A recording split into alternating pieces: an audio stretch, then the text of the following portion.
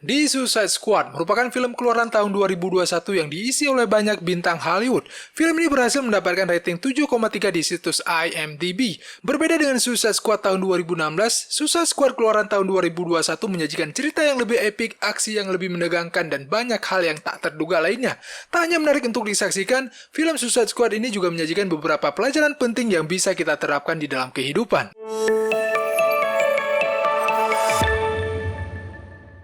Sebelum memulai videonya, saya ingin mengingatkan tuan-tuan bahwa ini adalah konten full spoiler dan dapat menghilangkan rasa penasaran terhadap film. Jadi bagi tuan-tuan yang belum menyaksikan film Suicide Squad, silahkan berkunjung ke... untuk menyaksikan filmnya secara utuh. Kejahatan tak selalu jahat. Seperti yang tuan-tuan ketahui, Suicide Squad merupakan gabungan dari para penjahat-penjahat yang memiliki kemampuan di atas manusia pada umumnya. Semua anggota Suicide Squad memiliki kelebihan masing-masing. Namun sayangnya kelebihan tersebut digunakan mereka untuk melakukan sesuatu yang jauh dari yang namanya kebaikan. Akhirnya mereka pun harus mendekam di penjara untuk menebus kesalahan yang telah mereka lakukan. Namun lebih merupakan suatu kesia-siaan jika kemampuan mereka hanya dikurung di balik jeruji penjara, mengingat di luar sana ada kekacauan yang mampu mereka kendalikan.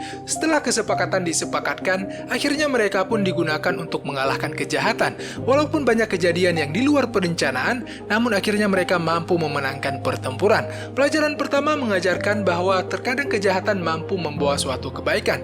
Dengan terjadinya suatu kejahatan, mungkin kejahatan yang lain bisa dikalahkan, bahkan mungkin bisa dihindarkan.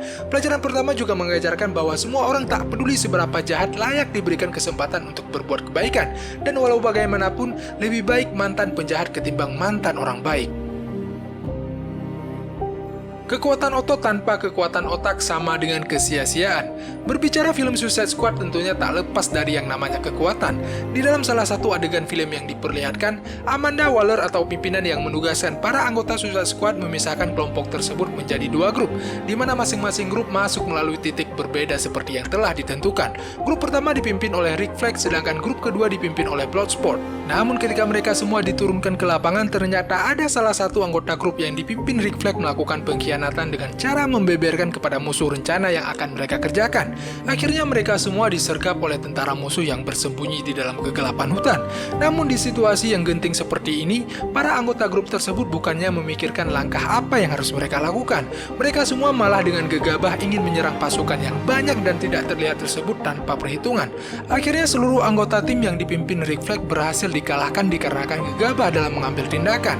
Adegan ini membuktikan bahwa otot semata tidak cukup untuk mendapatkan suatu kemenangan, melainkan otak yang brilian juga diperlukan dalam menentukan pilihan tindakan.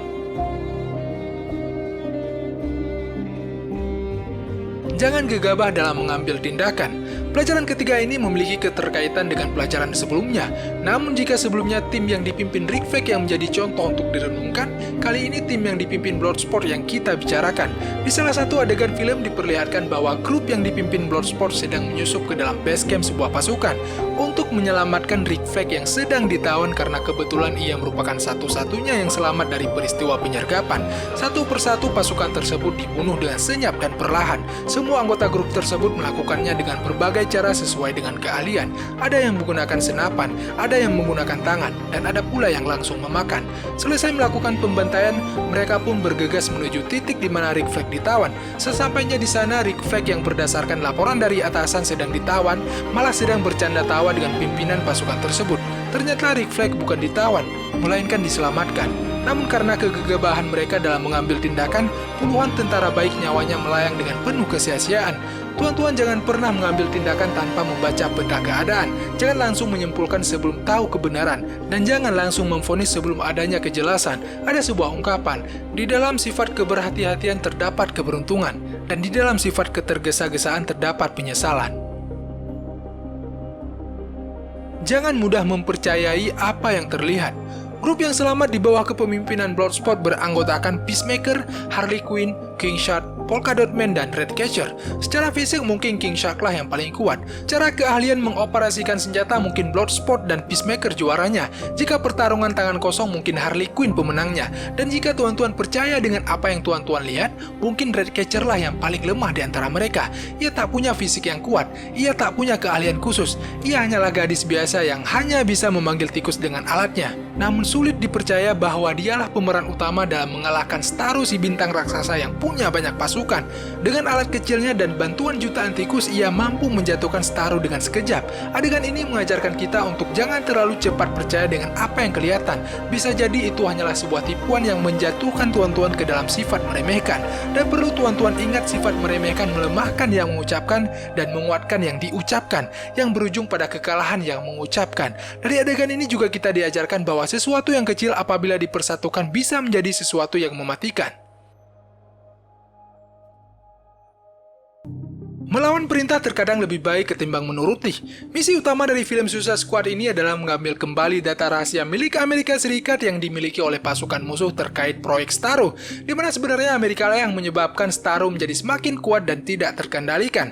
Tentu pemerintah Amerika tidak mau aib tersebut sampai tersebar ke dunia luas, sehingga diutuslah para Suicide Squad untuk melakukan misi tersebut. Setelah data tersebut berhasil diambil oleh para anggota Suicide Squad, Amanda Waller yang menjadi pimpinan operasi ini memerintahkan mereka semua untuk langsung kembali ke Amerika dan kembali ke dalam penjara. Amanda tidak peduli Starro yang menjadi semakin tidak terkendali meluluhlantakan kota tempat Suicide Squad menjalani misi tersebut. Starro pun semakin membesar dan menyerbu semua orang yang ada, namun Amanda masih bersikeras dengan perintahnya.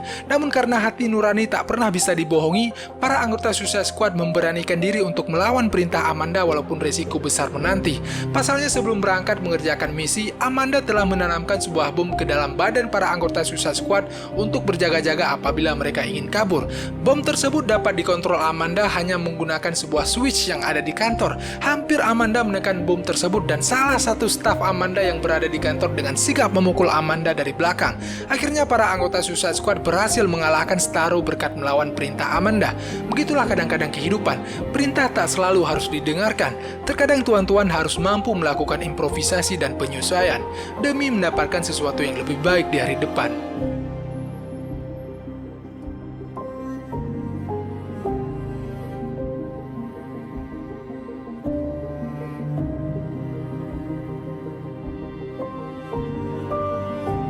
Terima kasih telah menyaksikan, mudah-mudahan berkenan dijadikan pelajaran.